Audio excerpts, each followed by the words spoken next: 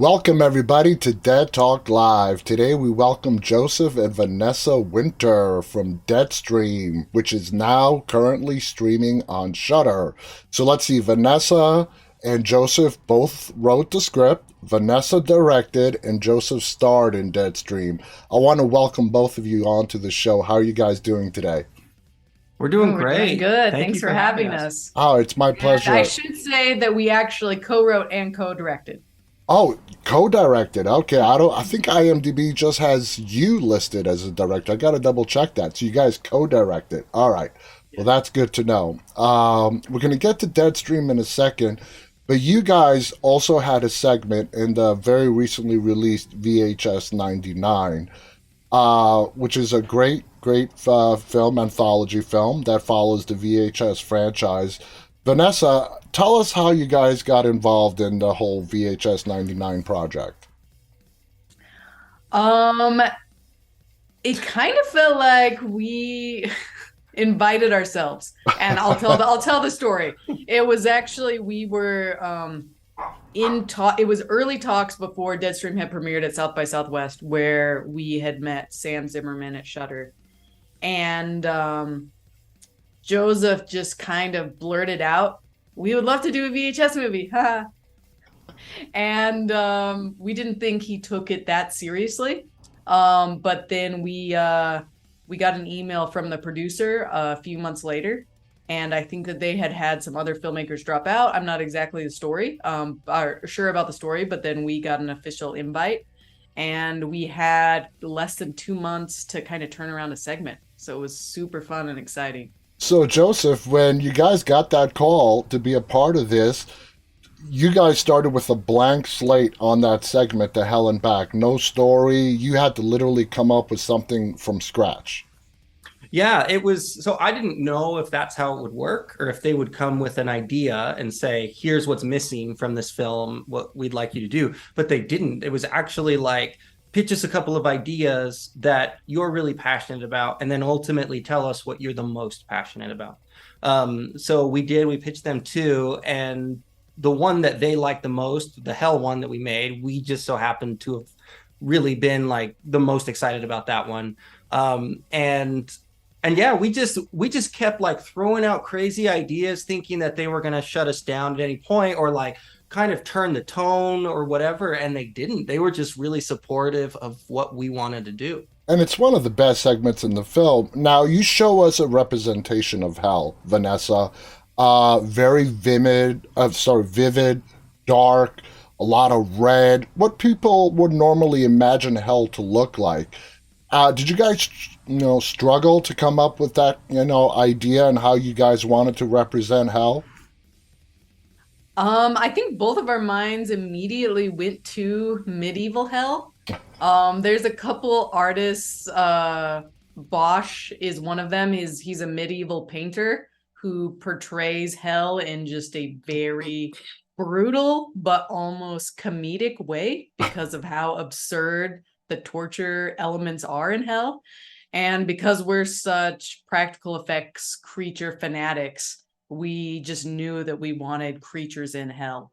So we kind of just went straight to this classic hell landscape with just, I don't know, the most bonkers things that you could think of. Souls just being torn apart, and I mean, everything you could possibly think of. Here's a little funny question. I don't think the VHS franchise is over with. I think it's going to continue. But now we're moving into the DVD year. Do you think the next one is going to be called DVD 01? That, by the way, that's the first year I ever bought a DVD. So that's why I came up with that year. I mean, VHS 99, I mean, you flip over to the new millennia, you got to, that's when the flip over happens. But anyway, your segment on VHS 99 was great. It was one of my favorite segments. And like I said, your representation. Joseph, just one last question on VHS. That character in Hell, the creepy woman sort of crawling around and leading the guys here and there, what is she supposed to represent? Well, If it's deep metaphorical representation that you're looking for, it's pretty shallow in that way. We were just trying to figure out She's a tortured soul. She's a tortured soul that's kind of on the bottom rung of the food chain in hell that we've established, kind of this pecking order, but she's trying to move up. like we looked at Mabel as she's going through a rebrand currently. So she's someone who like doesn't actually kill people, but wants to give the impression that she does. And when she talks about the legions, she has 30 legions. She has to think about a number to make up. And she has a shackle hanging. She clearly just escaped from slavery. Yeah. We just thought that's really funny. This person that's trying to rebrand as a big, powerful demon, but they just aren't.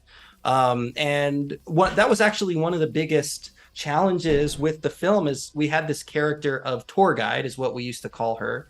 And we didn't know if it was male or female. And it could have been really silly. Like there was a version of it that was really like silly, like fantasy cosplay feeling rather than like actual in universe.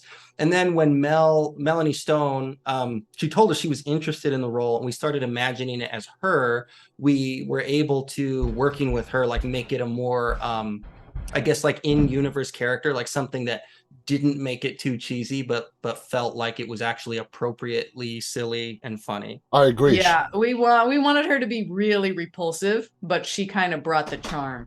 Exactly. And made her work. She was great. That's exactly how I saw it as well. All right, let's talk about Deadstream. All right, Deadstream is about a self-professed coward, Sean Bruddy, played by Joseph over here, who basically live streams his whole life, not really caring who he sort of offends or any of that stuff. Everything's sort of like a big joke to him. Now, Vanessa, when you guys were writing, coming up with the script, what would you say was some of the most important aspects of Sean that you guys wanted to highlight? Yeah, I think that once we decided that he had a controversy that he was overcoming, we wanted to make sure that the audience really bought into how important his reputation on the internet was and just how far he was willing to go. We really wanted to pull off that believability that even though he's a larger than life character, you still believe that he's put so much work into his channel and his followers that he really is willing to get pummeled by ghosts. I mean, that's not really a conscious decision, but when that's happening in the film, you're on board with it. Exactly. Yeah, it was important for us to make sure this was we started off with this idea of an influencer where we were like making fun of it, like didn't really respect it. Unfortunately, I regret that part of it. But as we dove into it more, it was so obvious that these creators, these really big influencers, at least a lot of them are really gifted comedians or have some other skill that is the reason they have a big audience. And so it was like really challenging and really important to make sure that Sean seemed that he could actually have a big following out there, even if you didn't like him. Oh, totally, totally. Now, Joseph, you bring a lot of comedic elements to the character. When you're playing a character like Sean, how do you balance the comedy in a very terrifying situation? That is a great question. So something that Vanessa and I have talked about recently is that on set, what I was thinking about the most was the funny. So I was like, even if it was a scary scene, I was in my head thinking about like, what's the delivery like that's going to make people surprised and then get a laugh or whatever. And then Vanessa was thinking more of like the execution and the pace that was going to make it tense and scary. And a lot of this, I mean, of course, we were aware of both when we were going into it, but my mindset was really in the funny. And there became parts where it was obvious it can't be funny or it's not working, like parts that we thought would be silly and I would be doing a falsetto scream. Once it starts coming together, you just realize, oh, this is just stupid. It's not, it should be tense and it's not. And some of that we didn't find until post-production and test screens and then re-editing and dubbing my voice through ADR, making it like, I'm not doing a falsetto scream here. I'm doing a more authentic scream here because it needs to stay tense. And stuff like that. Okay, I was going to ask you some of the nuances to Sean, and I was going to point out that Scream, if that's something that just naturally came to you, or it was something that you guys had to really try and through trial and error to get right. And it sounds like it was trial and error. It was trial and error, but I've always thought that Joseph was hilarious playing a scared person. It was kind of like his gift that we wrote some of the movie around. So even though he's really hard on himself, I think that some of that is natural. But there was a lot of fine tuning and discussions about, is this scene primarily funny? Is the joke the most important, or is the tense, scary moment the most important? And that was just kind of a battle that was happening during rehearsals and production and post production. It was just always trying to find that mix. Yeah, and I know that my Scream in Deadstream has become kind of controversial. Some people love it, a lot of people hate it. But the thing is, what it used to be was very like, it was a lot more abrasive, because as we shot it, it was a lot more falsetto screaming. And like now it's in a few places, it's mostly like a yelp in that falsetto range, because we went in and we ADR'd probably 90% of those screams. Wow. So it's like what you're seeing now is Yeah, now the truth is out. He's got like 25 different screams, believe it or not. A lot of nuance. Yeah, I'm sure a lot of people would love to know that. I know I do. Now, Vanessa, this movie, because Sean brings in so much gear and has so many different cameras, we see a lot of different camera angles, and you're trying to maintain that live stream feeling to the film. With both you guys, I mean, how difficult was it directing that? And especially you, Vanessa, with the directing Joseph, being with him in front of the camera and you behind the camera, and all those different angles and all that. How difficult was that? Well, to start with, we got really into it. Joseph and I and our DP, Jared Cook, who's also a producer and post-production supervisor. Basically, we're all filmmakers.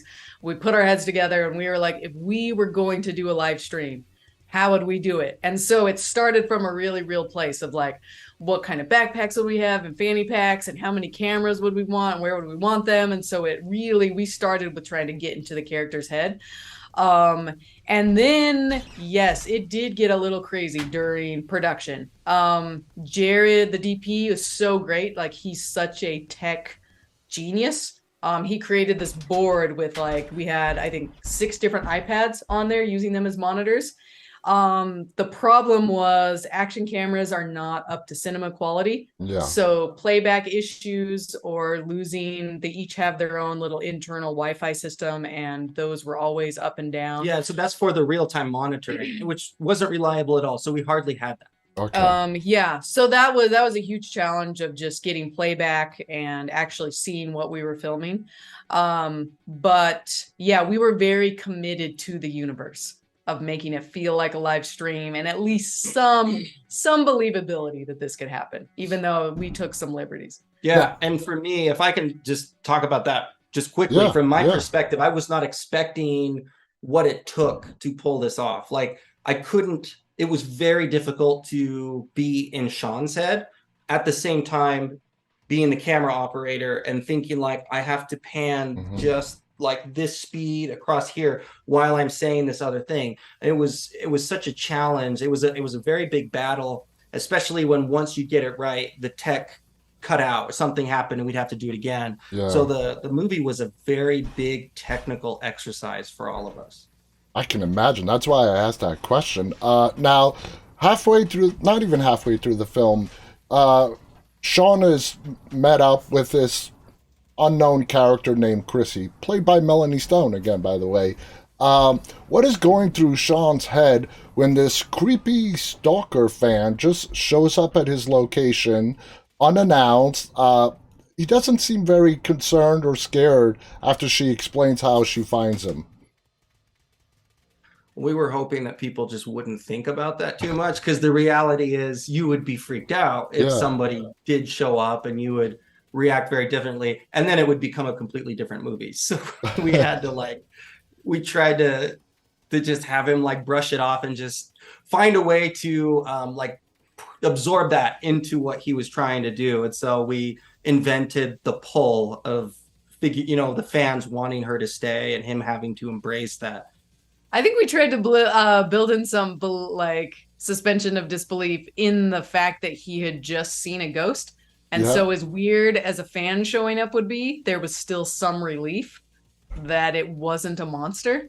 It was somebody of flesh and bone, at least to him at that moment in Right. time. Yeah. Now, Vanessa, when it comes to the creative process between you guys, I've interviewed several husband wife creative writing teams, directors, actors, and so on. How does an idea go from an idea to a script? What kind of process do you guys incorporate? Because everybody's process is different. That's a good question. Yeah, I would love to hear. I would love to hear the other answers. Yeah, we usually pitch an idea to each other while we're brushing our teeth or something. And if the other person likes it, then usually they'll repitch it, but different. So it's like we just kind of rewrite each other's stuff, and then whatever doesn't get rejected ends up kind of like rising to the top. Yeah. And then once that happens, the script part gets pretty formal. Is We have to that get before even a word is written on a page or anything? You guys just go back and forth with ideas, and For then a when long you, time. yeah, We're very slow in actually putting words on the page usually. Like we go in the idea stage for quite a long time, just like going on walks and Yeah, we both kind of have to fall in love with it. I think that's kind of the tricky part of being a duo. It's like we both kind of have to fall in love with it and find our way in before we're ready to get serious enough to write it. okay, okay. Now, Joseph, live stream horror has become very popular over the recent years. What inspired that direction as opposed to like a found footage type direction? well, the original version of it was live stream, but the version in my mind was that it wasn't real time. It was the guy was filming himself for a live audience, but it was edited and it was supposed to be a boredom movie. So it's like he's there overnight and it's just jump cutting around to him eating chips and Yeah. just like doing boredom things. And then eventually something happens. So that was more in the found footage vein. Vanessa came in wanting it to be real time, like honor the live stream thing. I thought that's going to be impossible to do that and have some of the gags that I want to lead up to, like a gearing up sequence. Because I was thinking, like, how do you in real time have a montage Yeah. with music playing? But then when we figured out how we could actually do that, like he has a tape player and he's playing music, and then could we in real time go around and like gearing up in a believable way, or at least earn the audience that they're there with you when you're doing that? And we think we can. Then it just became fun. It wasn't like a strategic thing for us. It just became like it felt like the right way to tell this story. Okay, now I'm going to throw this question out, and any of you can pick this up if you want. Now, each year, millions of people are getting into ghost hunting. Do you think Sean truly believes in the paranormal, ghosts, the afterlife, or is he poking fun at people who take this seriously, TV shows and whatnot? In my mind, he was 100% sincere. I think that his gimmick of I do things on my channel that scare me was real. I don't so I imagine that he was very superstitious and afraid of ghosts, and that was always part of his character for me. Yeah, so we talked about this as his backstory, where he gets his information about Death Manor from his mom, because Mhm. his mom is very religious and very into the paranormal, and that's he had that upbringing, and she has like he believes his mom, and like her in my mind she claims some spiritual sensitivities, like things like that. So I think he's 100% sincere at the beginning of the movie, where he's saying like he hasn't approached the ghost thing before because he believes in it, Mhm. and that's how he was raised. I think that's legit. Now, when it comes to shooting any movie, particularly horror movies, location is very key, especially a haunted house film. How did you guys find your perfect haunted house setting? So Oh, that we're was so lucky. very, very lucky. So we knew we were painting ourselves into a corner with this house. It was in the script, it had to be a certain geography of like where the hallway is laid out and all the bedrooms. And we knew we can't find this, and it's not going to be in the woods. There's no way, but it needs to be for the story. And I just put on Facebook, like, does anybody know of houses like this? And I showed pictures of abandoned houses. And there was one that popped up that's about 30 minutes from our house where we live in Utah. And we drove out, we found where it is. We drove out and saw it. It's out in the middle of some fields. So it's not in a forested area. But fortunately, in the back, there's a cluster of really big trees. And so we figured out that at night, we could shoot between the trees and then match that to a wooded area a few miles away, and it would look like it was in a forest. So that was really fortunate. And also, when we walked through the house, it wasn't in a condition to film in. But we were so heartbroken when we first saw it because it was so beautiful, and just the wallpaper and even the tagging was kind of colorful. It just had so much character. But then we got to the second floor and it was so dilapidated that all the interior walls had fallen down and Most of the parts of the ceiling were missing. And we're like, oh man, we're just not going to be able to do it. But then we ended up meeting with a contractor who kind of helped us like reinforce some of the dangerous areas, and then brought in our production designer, and we built almost all of the walls. Actually, some of the walls on the second floor are made out of fabric. And ended up working so beautifully. Sorry, yeah, I didn't mean to cut you off. The only thing I was going to add is that when we were walking through, we discovered that what we call the master bedroom in the movie, in the closet, there was a secret room that went down to this. It's like a walled off area that has those stairs that go down. And we just talked about that. Like, we have to put it in the movie. It has an actual secret room. Let's write it in. So that's where that came from. And there were things like that that enhanced the script. It's a lot better now than it was when we originally envisioned the layout of the house. That's great that you guys got that house and you were able to make it work out. Joseph, towards the end of the film, Sean is sort of having his coming to light moment where he's apologizing for all the crappy stuff he's done before to get views, basically, and the disrespecting of people, homeless and whatnot.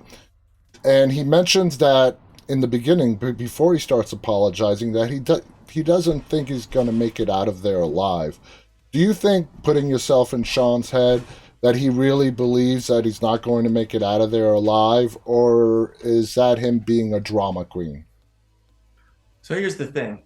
I think there are a lot of drama influencers that are very dramatic, and Sean does this. He overreacts to things, but it's not just an act, it's also the mindset of the moment. So like, he is being really dramatic, but I also think that that's what he believes. So in that moment, he's apologizing and humbled because he's actually feeling like, I'm actually going to die. There's a really good chance. He gets distracted from that the moment he sees his views ticking upward, or something that he thinks like, that was awesome, I hope that was caught on camera. And then his mind shifts over to performance mode. Now, Vanessa, you mentioned practical effects earlier. There's a lot of practical effects, props, especially when it comes to the creatures that we see in the film. Tell us about that. Were you happy with how it came out? What was that process like? It was so fun. It was the funnest part of making the film. We were so lucky to be able to partner with Troy Larson, who designed the creatures, and Michaela Kester, who did the makeup effects. And sometimes Melanie Stone was in makeup for like 6 hours when it was super hot, and she just worked wonders on that character. And luckily, both of those guys are just really big horror nerds, and they just immediately caught the vision of the kind of comedy that we wanted to bring to the monsters. So immediately they were throwing in like ideas about different gags. Michaela had this great idea for this kind of black goo stuff that like just kind of makes an appearance throughout the film, and Troy was a big part of inventing some of the gags, especially the cop that slides down the barrel. He had been wanting to create a monster that had got a hole blown through it, So it was kind of like this back and forth thing of like figuring out what could justify that and like coming to the potato gun gag. So it was a lot of fun. It was definitely crazy. The filming, those practical effects, those were super long days. I think Joseph was sitting in a bathtub for 14 hours or something, trying to get those shots. But yeah, it was definitely born out of passion, and so happy with how they turned out. I gotta tell you guys, talking to you for the past 25 minutes and listening to your commitment on the project itself, it's no surprise on how successful Deadstream has become, and your site and your prior work as well, VHS 99 and beyond.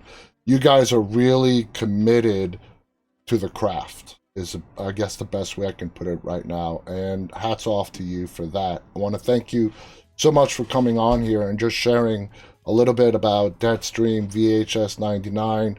Guys, the movie is called Deadstream. It is streaming right now on AMC Plus / Shutter. It's a great horror comedy and a whole bunch of other stuff that we can't quite fit into words. But check it out. You're not going to be upset you watched this film. This movie is funny. It is scary. You guys did a great job. I want to thank our guests, Joseph and Vanessa Winter. I want to thank our audience, those of you who are tuning in live and those who will be watching this later on. Before we go, is there anything in the future that you guys are working on right now that we should keep an eye out for, that you can talk about?